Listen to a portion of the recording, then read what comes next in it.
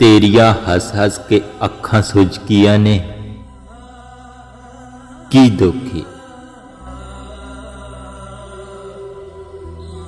गूंगे नूं ख्वाब विच रब मिलिया, ओ दस नहीं सकिया आ दुखी।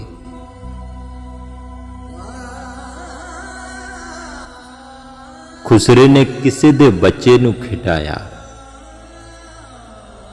आप जम नहीं सकिया आ धोखे।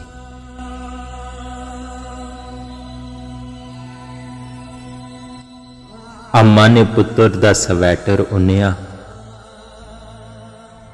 ते नूं नूं चंगा नहीं लग्या आ धोखे।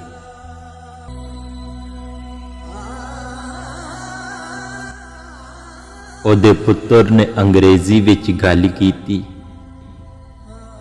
ओदे पुत्र ने अंग्रेजी विच गल कीती,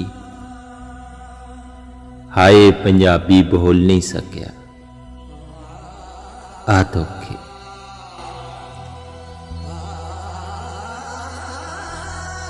सैलाब विच रुड़े समान दी खैर, यार माई दा चरखा नहीं लभ्या आ धोखे।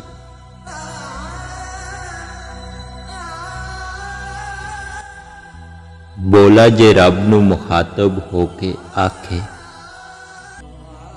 मैं नुसरत नहीं सुनिया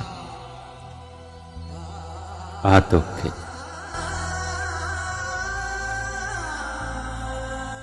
पंज भरावां कोलों भी वेख यार, पंज भरावां कोलों भी वेख यार, अब्बा पल नहीं सकिया आ धोखे आ धोखे।